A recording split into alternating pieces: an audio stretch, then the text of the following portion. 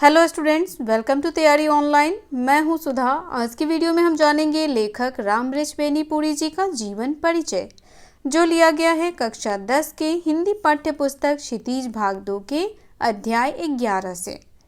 अध्याय 11 में रामबृछ बेनीपुरी जी की रचना बाल गोविंद भगत दी गई है, जिसे हम अगले वीडियो में पढ़ेंगे और अच्छे से समझेंगे। आज की वीडियो में हम जानेंगे लेखक रामबृछ बेनीपुरी जी का जीवन परिचय। बच्चों, बोर्ड का एग्ज़ाम नज़दीक है तो जीवन परिचय जो है वह भी पूछा जाएगा, तो आप इस वीडियो को एंड तक देखें, क्योंकि इस वीडियो में मैं आपको लेखक से संबंधित सभी बातें बताऊंगी जो आपके आने वाले एग्ज़ाम्स में पूछे जाएंगे। और ये वीडियो आप सभी के लिए बहुत ही महत्वपूर्ण होने वाला है। ये वीडियो बहुत ही आसान शब्दों में आप सभी को समझाए जाएंगे, ताकि आप आसानी से इसे समझ पाएं। और इसमें रामबृछ बेनीपुरी जी की सभी रचनाओं के बारे में हम आपको बताएंगे। तो चलिए देर न करते हुए वीडियो स्टार्ट करते हैं। तो यहाँ देखिए, रामबृछ बेनीपुरी जी का जन्म बिहार के मुजफ्फरपुर जिले के बेनीपुर गाँव में 23 दिसंबर 1899 में हुआ। कब हुआ था? तो 23 दिसंबर 1899 में हुआ था।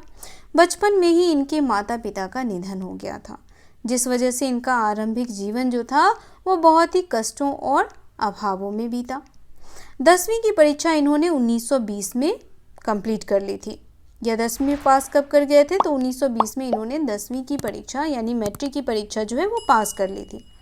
उसके बाद वह जुड़ गए थे राष्ट्रीय स्वाधीनता आंदोलन से, और इन्होंने असहयोग आंदोलन में 1920 में असहयोग आंदोलन चलाया गया था। किनके द्वारा? तो महात्मा गांधी जी के द्वारा।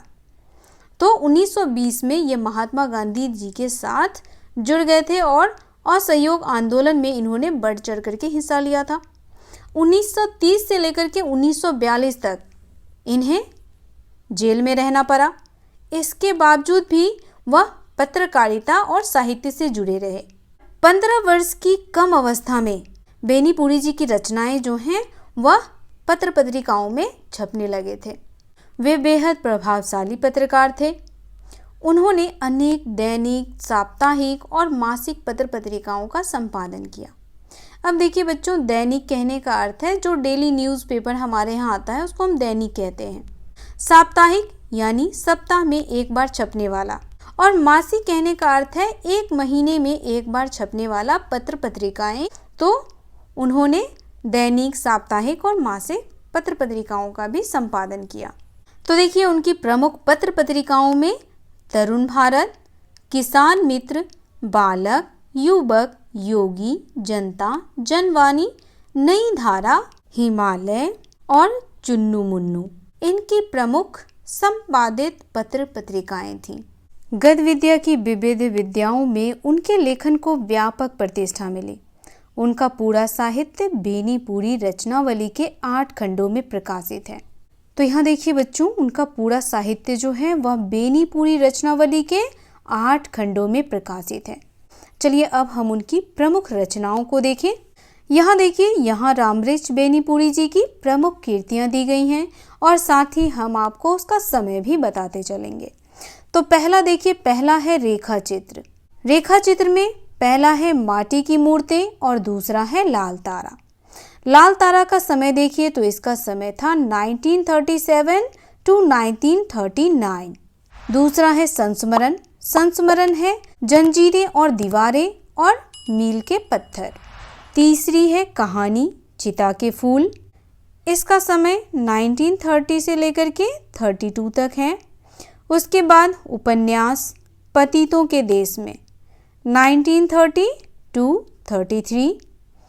यात्रा वृत्तांत पैरों में पंख बांधकर और उड़ते चलें। उसके बाद है नाटक। नाटक में देखिए तो अम्बपाली। अम्बपाली का समय है 1941 से लेकर के 46। उसके बाद सीता की माँ। सीता की माँ का समय है 1948 टू 50। उसके बाद है राम राज्य। अगला है निबंध। निबंध में देखिए तो गेहूं और गुलाब। गेहूं और गुलाब का समय है 1948 टू 1950। उसके बाद बंदे बानी बिनायको और मसाल। अगला है जीवनी। उन्होंने किसकी किसकी जीवनी लिखी है? तो देखिए, उन्होंने लिखी है महाराणा प्रताप की जीवनी, जयप्रकाश नारायण की जीवनी और कार्ल मार्क्स की जीवनी। अगला आलोचना है। उन्होंने आलोचना लिखी है विद्यापति की पदावली पर और बिहारी सतसई के सुबोध टीके पर। संपादन के बारे में तो मैंने आपको बता ही दिया, पुनः आपको बता देती हूँ ताकि ये आपको याद रहे। तो देखिए, उनके द्वारा संपादित पत्र पत्रिकाओं में तरुण भारती, कर्मवीर, बालक, किसान मित्र, कैदी, योगी, नई धारा, चुन्नू मुन्नू, जनता और हिमालय प्रमुख हैं। वंदे वाणी विनायको, यह क्या है बच्चों? तो यह एक ललित गद्य है जिसकी रचना की गई थी 1953 टू 54 में। कब की गई थी? 1953 टू 54। रामबृक्ष बेनीपुरी जी को कलम का जादूगर कहा जाता है। यह आप सभी को ध्यान रखना है कि कलम का जादूगर किसे कहा जाता है? तो कलम का जादूगर कहा जाता है रामबृक्ष बेनीपुरी जी को। तो बच्चों, रामबृक्ष बेनीपुरी जी का जीवन परिचय यहीं समाप्त होता है। ये वीडियो आपको कैसा लगा आप हमें कमेंट करके अवश्य बताएं। वीडियो पसंद आया हो तो इसे लाइक करें और अपने दोस्तों को भी शेयर कर दें ताकि बोर्ड एग्जाम में अगर कोई भी क्वेश्चन रामबृक्ष बेनीपुरी जी से पूछा जाता है तो वो उसका उत्तर आसानी से दे पाएँ। बोर्ड एग्जाम नज़दीक है, मेरी शुभकामनाएं आप सभी के साथ है। आप लोग अच्छे से तैयारी करें और अच्छे अंकों से पास हों। मिलते हैं रामबृक्ष बेनीपुरी जी की लेखनी बाल गोविंद भगत के साथ। तब तक के लिए आप सभी का धन्यवाद।